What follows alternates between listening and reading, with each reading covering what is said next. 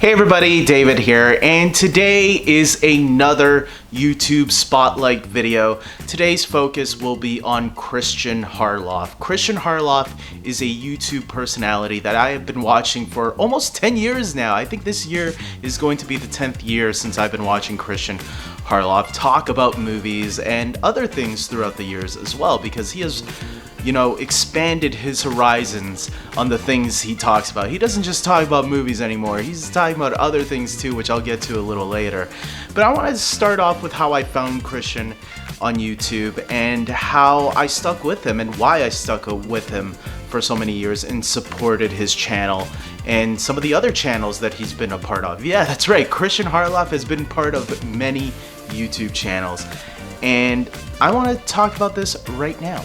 So basically, back in 2013, or at the end of 2012 and the beginning of 2013, I was looking for a lot of YouTube reviews on, or top 10s on some of lists that featured The Dark Knight Rises in their top 10s, as well as most anticipated movies of 2013 that featured Man of Steel on people's lists, because obviously Man of Steel was a movie that I was really looking forward to in 2013, and I loved The Dark Knight Rises back in 2012. And that's how I found John Campea. And with John Campea, he was obviously the host of AMC Movie Talk at the time. He went off to eventually do his own thing after some years, which I stopped watching John Campea, funny enough, a year ago. So I haven't been watching him for a while yet. He's someone that I decided to get off. I just wanted to stop watching negativity. So I felt anybody that felt negative to me in the way they talk or the way they present themselves, I felt like, you know what, I'm gonna stop watching you. So no offense to John Campea, it's just the way it is. At least I'm not doing a hate channel and attacking him for it. He can do his thing, I just don't need to be a part of that.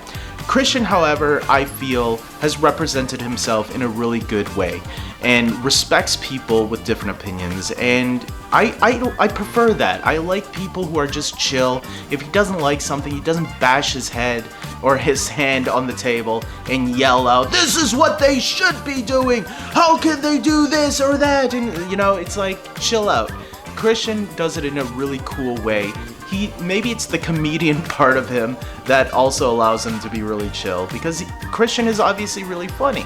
So when AMC Movie Talk was in their second year with me watching them in 2014, that's when Kristian Harloff came on as a guest appearance, a guest speaker on AMC Movie Talk.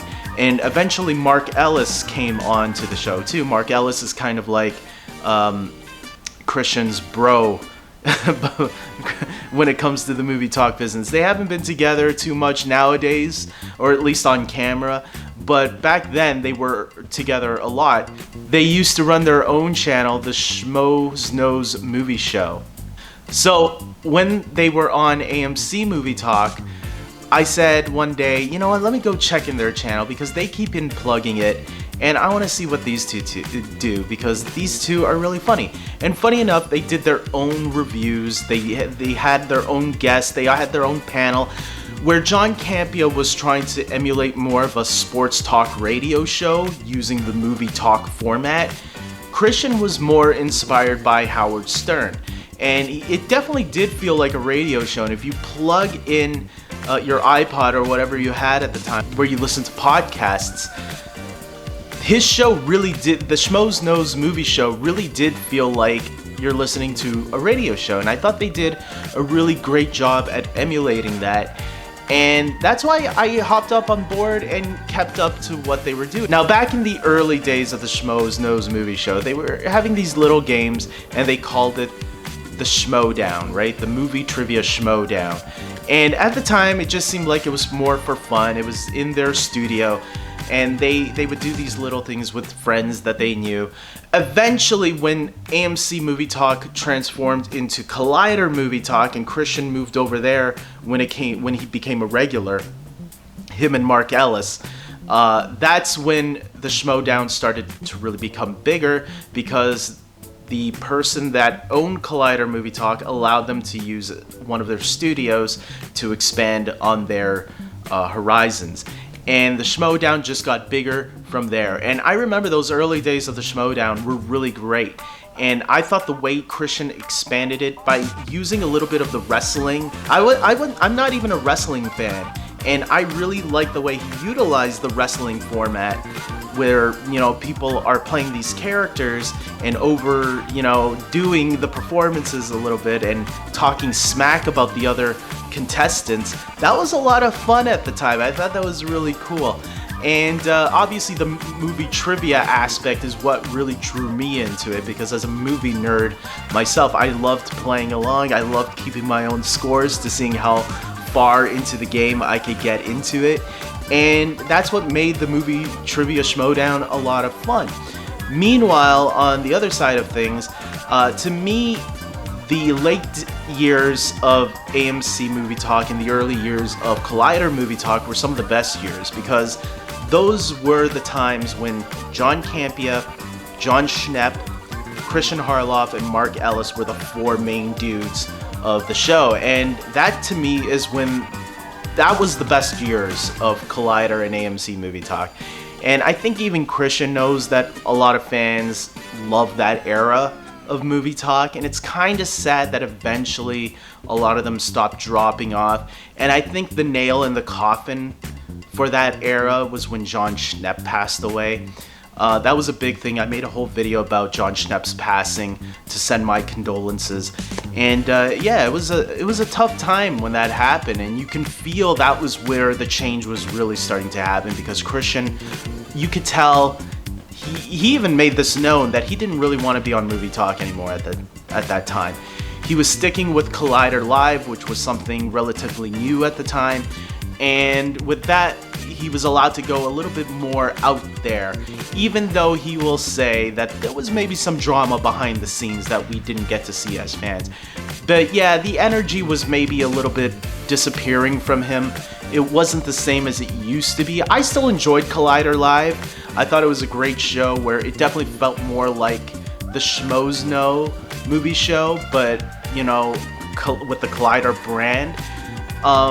A little different, a little bit smaller, not exactly the same as the Schmoes Knows movie show, but definitely that's where a lot of people we came to know started popping up even more. Like Mark Riley and Josh McCouga and Roxy Stryer, they were already part of the Schmoes Knows movie show, but they also jumped over to the Collider, business, I guess. And it was a lot of fun, but then obviously COVID happened. Kristian had left Collider. Mark Ellis, I think, was the last one there, or maybe he left a little before the pandemic happened too. And that is when Collider Movie Talk came to an end, and a lot of drama happened back then. I still remember all of that. It's crazy how much I remember throughout those years, because it's like, I love that show, you know? Movie Talk was the thing that I was watching daily because I loved hearing the latest movie news from these guys. But Kristian started his own channel called The Big Thing Show during the pandemic, which was probably the worst time to start your own show. But you know what? He's managed, and he's doing really good for himself, because the way he's carried himself and has broadened his horizons with some great programming. It's not just about movies anymore with him. We got a UFO show, which, I'm an alien nut. I have always believed in UFOs and aliens. I want to believe anyways.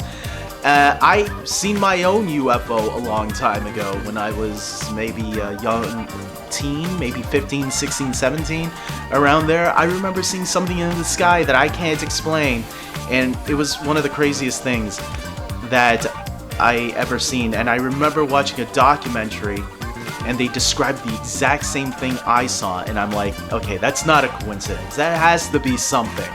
Who knows? Maybe he even saw it on the same day. I don't remember now, but it was crazy. And so I'm loving Kristian's UFO show that he's been doing. Sometimes he does a show just for, fun with him and Brett, which is a lot of fun. Brett, I think, showed up during Collider Live. That's when I remember seeing him. And then he jumped over to Kristian's Big Thing Show, where him and Kristian just talk shit. It's not even serious stuff. It's just let's just talk random shit and say whatever we want. whatever comes to the top of our head, even if it's just random news articles that are online. I love it. Just the way they're back and forth and their silliness gets crazy sometimes. It's hilarious. And then you got Roxy still showing up, talking about movies, talking about the latest television show trends. Then you also got their hero program where they talk about all the latest comic book shows and movies. And then you got their Jedi Council. It's not Jedi Council, or Sith Council or something. I forgot what it is right now. I'm sorry, Kristian. If you're watching this, please forgive me for forgetting what the Jedi show is. Either way, it's great. Even though it doesn't really seem to talk just about Star Wars anymore, they're just talking about whatever comes on the news. The main focus still seems to be about Star Wars, though. But look, I love everything that Kristian has been doing throughout the years, and I think he's doing great. Even though Mark Ellis doesn't show up like he used to, when he does, it's usually a special occasion, and it's really nice hearing old familiar friends again show up on Kristian's more recent shows. Hey, it's a different time, it's a different era, and you've got to evolve with the times, and you got to evolve with yourself, and you got to do what makes you happy. Even I know this. You know, I was doing reviews around the time that I was watching Collider Movie Talk. I was doing tons of reviews. I eventually got tired of them myself, and I stopped them 2 years ago. So it's like we gotta evolve and do our own things, even if that means our viewership loses a little bit, but hopefully we can find a new audience with that, like I'm trying to do, and hope for the best. And if not, hey, it's no big loss, or at least for me, because I already know YouTube isn't my future. But if, you know, it's like winning the lottery, you just gotta get lucky with it. And sometimes you have it, sometimes you don't. I never want to discourage people and tell them they don't have it. I always say, if you want to do it for a hobby, do it for fun. Just make sure you have something behind you that you know you can fall back on, which I always had, that I knew, okay, if this doesn't work out, at least I still have this, you know?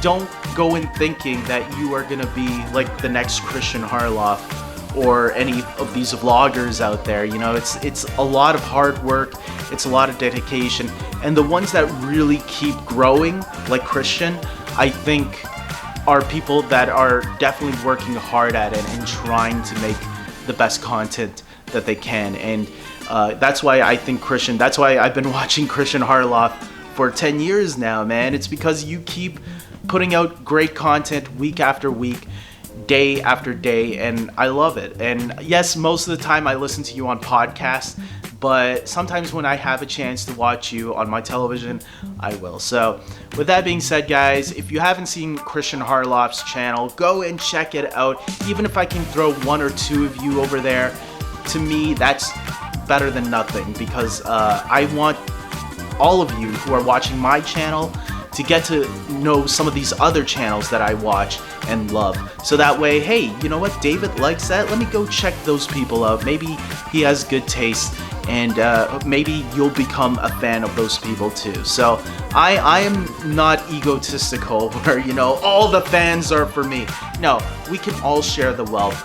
And me being someone smaller, I'm okay with allowing my subscribers to go and check out other content, and hopefully I don't lose you guys, because, you know, I really appreciate the subscribers that I still have with me. It's always amazing when I see familiar names, usernames in the comment sections. You know, it shows that, hey, I have some loyal subscribers here too, and it's always touching to me when I see that. With that being said, guys, I hope you guys like this video. Please subscribe to my channel if you can, or if you're interested. And with that being said, until next time, everybody, take care.